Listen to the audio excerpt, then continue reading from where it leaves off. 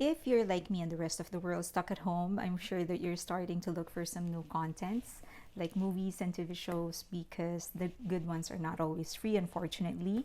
So I'm going to help you out. I'm going to hook you up with some contents. So for today, I'm going to talk about several movies. And if you want to be able to access these movies for free, because not all of them are free, then let me know. I'm going to hook you up.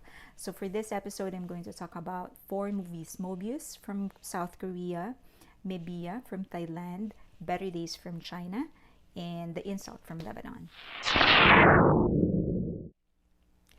Moebius is actually a very controversial film. It's a given because that's the title of this of this video. It was actually banned before they had to cut some scenes. Eventually, it was classified restricted, so it was actually shown in some cinemas, but chosen cinemas. It was banned because of the theme. There's a lot of sexual content, and there was some incestuous sexual scene. But before I further discuss the film, I just want to do a disclaimer that the director of the film is actually Kim Ki-duk, and he is often credited as the reason the Me Too movement actually started in Korea. What happened is that an actress who refused to identify herself, she doesn't want her name known, filed a complaint saying that Kim Ki-duk abused her physically. So he hit her and he forced her into doing some sexual scenes, but that was not actually in the original agreement in her contract before she was fired. So she didn't end up doing the film. Kim Ki-duk actually admitted to hitting her, but he denied all the sexual allegations.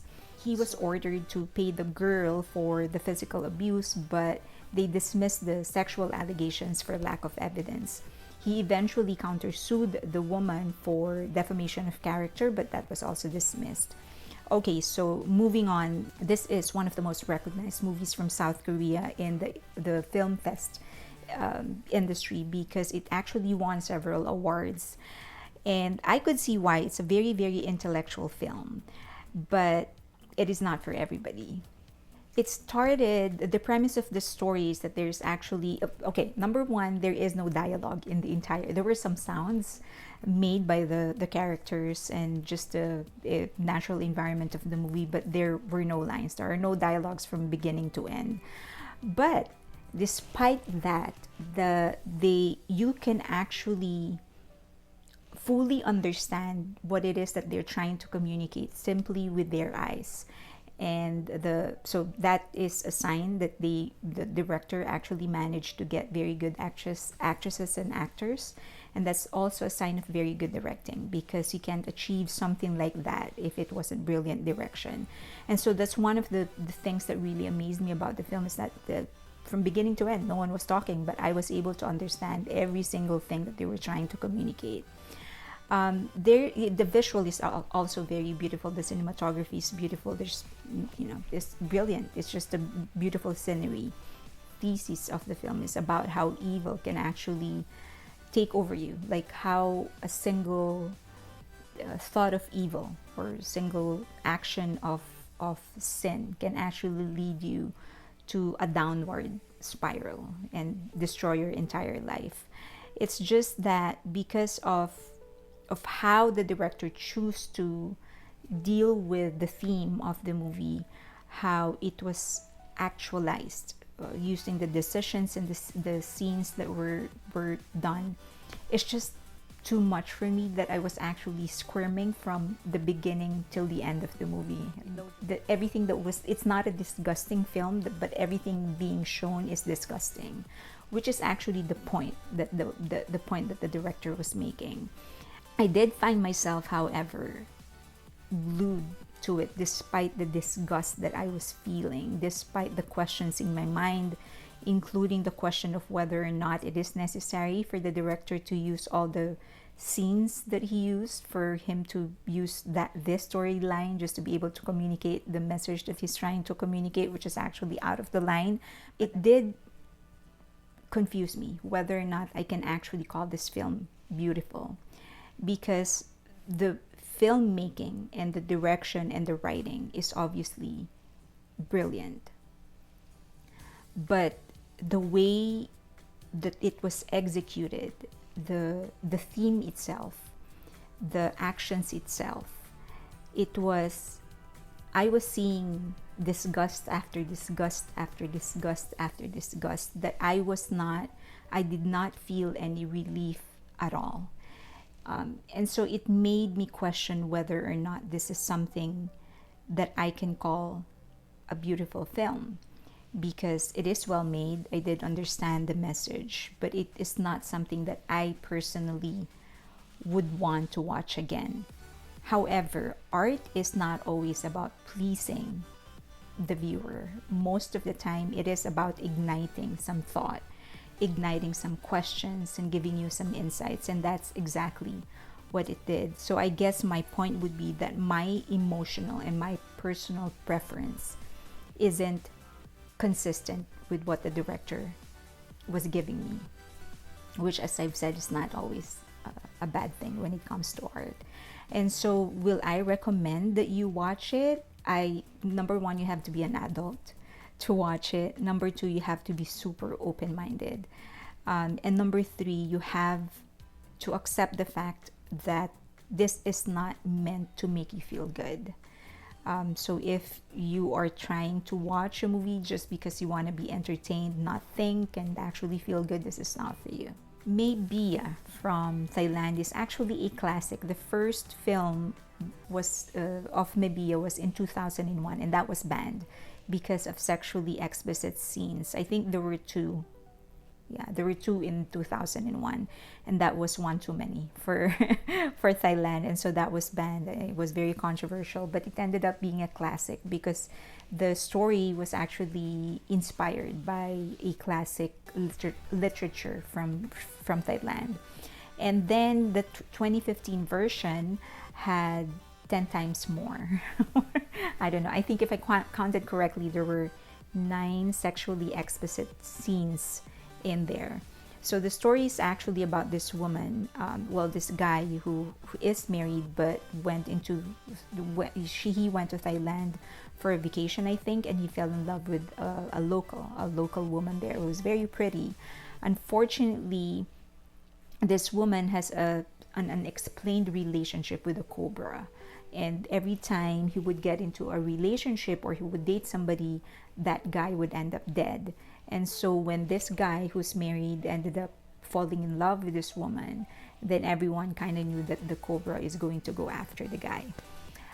So you're gonna have to watch the entire film to know what happened. It's very puzzling for me. I didn't actually quite understand where it was coming from. Like, well, I think the basic question I had in my mind was why? Why? What is this relationship about? Why is the cobra very jealous and very protective of the woman? Where is this symbiotic relationship coming from? Where did it start? And then there is this husband, the guy who's actually married, falling in love with her and not realizing the complications, even though the clues are glaring that she's bringing complications into his life. So it was banned because of the sexually explicit films. As I've said, I don't know if I counted correctly, but I think there were 9. Everything was very sensual and very sexy. So you do have to be 18, above 18, if you want to watch this movie. Better Days is from China, and it wasn't banned because of sexually explicit scenes, because there weren't any. The story is actually a coming-of-age story. There's this high school girl who's constantly bullied, and she developed a friendship with a street thug, and so their lives sort of changed. You absolutely have to watch this movie. It's beautiful narrative. The story is so beautiful. The exposition of the characters is so beautiful. The cinematography is beautiful. I never imagined myself liking this movie this much. The lead characters are actually only 16, I think, 16 and 19, but the acting is so mature. It's you would think that they've had 7 decades of experience in life for them to be able to pull out all of the emotions that they were pulling out.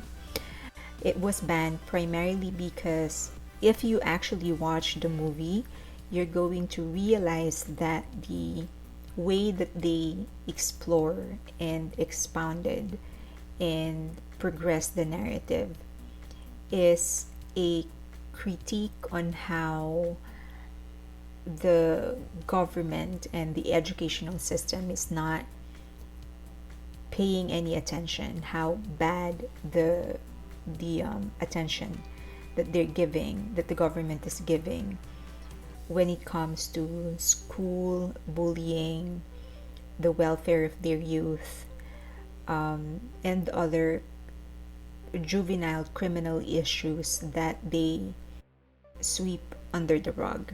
This movie gave the world a view or an idea on how bad the educational system is in China when it comes to actually taking care of the welfare of the kids. But you do have to watch it. I swear you're not gonna regret it. I cried. I did not imagine I was gonna cry because of the movie. I knew it was gonna be good. I just didn't know it was going to be this good. The Insult is actually one of the bravest films I've ever seen, and I'm so happy that I decided to watch it.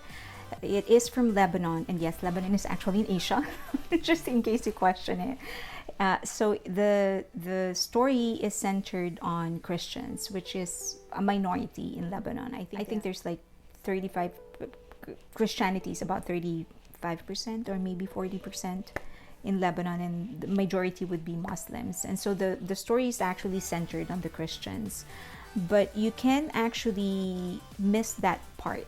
You can miss that part and still be captivated fully by the story because it's so universal. It shows you how a simple detail in one's life can actually dictate the rest of your life. How one incident that seems so small for other people but is actually something very important to you, and how that one incident can dictate the rest of your life. So it's so beautifully written, and the theme is so beautifully expounded and explored that you can pluck the milieu or the background of the characters and change it into a Western one, and it would still work, and it would still beautifully work. That's just how brilliant this is.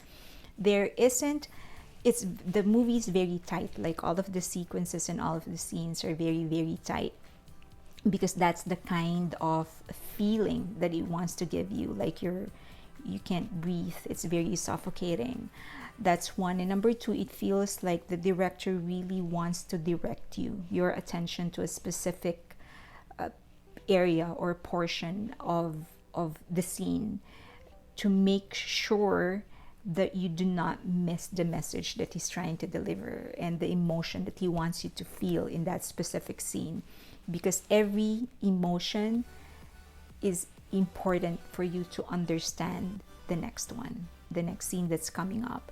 And all of that together, like the journey of your emotions, would be totally and very, very important for you to understand fully what it's going to try and tell you at the end of it.